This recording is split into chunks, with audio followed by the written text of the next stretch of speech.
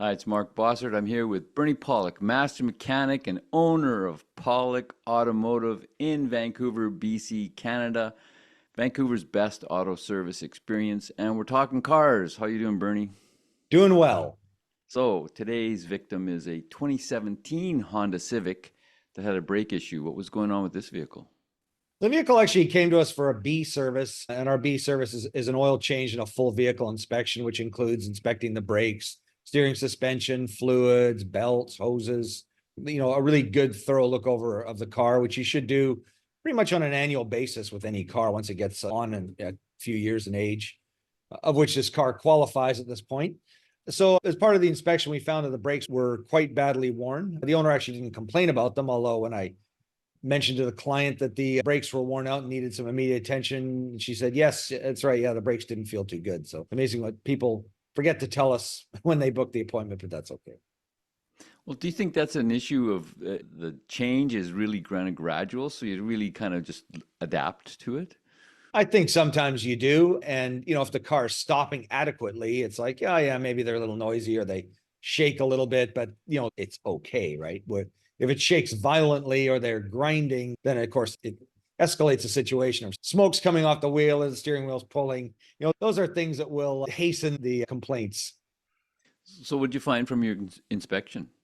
Yeah, so we found that all the brake rotors were exceptionally rusted, especially the rear brake rotors. And of course, the pads were worn as well, along with that. Although I believe the front brake pads were not in such bad condition, but the rear brakes were really the worst. So, was that unusual? Usually it's the front brakes that are worn, isn't it? No, I mean, they all wear. The rear brakes on an average car do probably about 10% of the actual braking effort over the fronts, but they still wear. And this is why when you look at rear brake pads and rotors, they're typically smaller than front.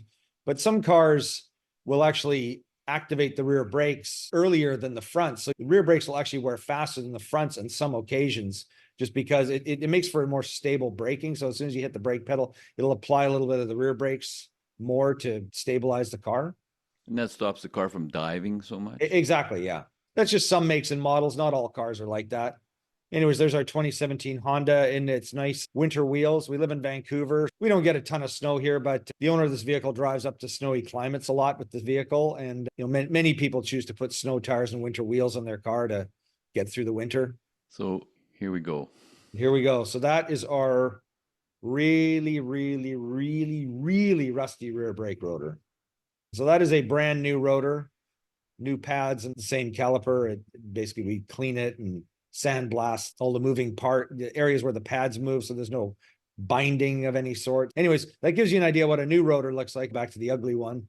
That gives you an idea, the ugly, rusty rotor. And you can imagine that you're not going to get as good of a braking effort on something that's rough and rusty like that. It's just not going to transfer the heat like the brakes should. So So, speculating, how does the rotor get this kind of rusty? it's basically road salt. Yeah, it's road salt and corrosion. Corrosion that develops from road salt sits on the rotor, just kind of eats away at it. That's usually the thing. Now, if you actually live right next to the ocean where there's sea breeze blowing, you can get this kind of stuff. Or if you have a truck where you launch your boat and the back end goes into the water, salt water, that can cause this kind of thing too. I didn't take pictures of the front brake rotors because they weren't rusted as bad as this, but they were probably 50% as bad. And, so the center section of the rotor was smooth, but 50% of the outer edges were rusted. So again, it wasn't great. Well, Oh, when you're talking about rusting, you're speaking about all this pitting and kind of gray area rather than the black kind of shiny, which is what a yeah, normal rotor would look like. yeah, exactly. A normal worn rotor would have, you won't even see that black part like you have on that inner edge. It's usually just a gray color, not shiny like that new rotor, because that new rotor has a coating on it that wears off, but it'll be like a nice solid metal, not that shiny, but that's kind of nice smooth surface. Yeah. So this isn't just a Honda thing. This happens to all vehicles. Exactly. It's not a Honda thing. It's an any vehicle type of thing. I mean, the thing about a brake rotor is it's exposed to the elements. And, if you leave your car sitting outside and it rains, if the car sits for a couple of days, a rust film will develop on the rotor. You'll see it. And if you leave the car for a week or two and it's been raining, often if you put your brake on first application, it might actually make a little bit of a scrapey kind of sound when you put the brakes on. Usually disappears really fast.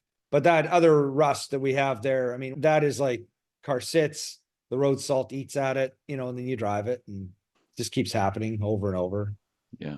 So, what are all the parts that you replaced to get the brakes back in good order? So in the case of this vehicle, we replaced the pads and rotors, front and rear. We did a brake fluid flush. Should do that every 2 to 3 years on any make and model of car. So we did that. The calipers were all okay. We take them apart, we test them. Oh, and the other things, as I mentioned earlier, we do clean the pad and caliper slider areas. We have a sandblaster that we can clean off any corrosion. Corrosion tends to develop where the pads slide around. I mean, they move by fractions of millimeters every time you apply them, but they need to be able to move freely. So even in that space, so if there's corrosion, they can't move, they'll stick and wear out quickly. So, as an owner, is there anything you can do to prevent this sort of wear and tear? Short of getting in there with a hose after you've driven on, like, say, snowy weather and road salt, maybe get in there with a hose and spray off the brake rotors, go for a drive and kind of burn that off. That's probably the only thing you can do. Very difficult to do. Remember the picture you saw of the steel wheels, which many people use in the winter. You can't even see the brakes on these things, so you can't get in there and really spray it out, but that's what you could do. The thing about this is it usually only happens in climates where there's a heavy amount of road salt. And if it's happening all winter, you probably don't want to get in there and wash your brakes all the time. It's just sort of one of those things you have to live with. They're going to need to be replaced a little more frequently. So, once it's all repaired, everything's working well, brakes are working fine, Fantastic. Yeah. Yeah. and Honda Civics for reliability. Great cars. They're typical Honda, very reliable. Not too much goes wrong with them. So we don't like them for that. To be honest, But they're a cars, great car. yeah, cars that break down, I mean, they're better for us, but it's discouraging too when you see bad engineering from our side of things. And Hondas, they're well built, reliable cars. I recommend them. Last a long time.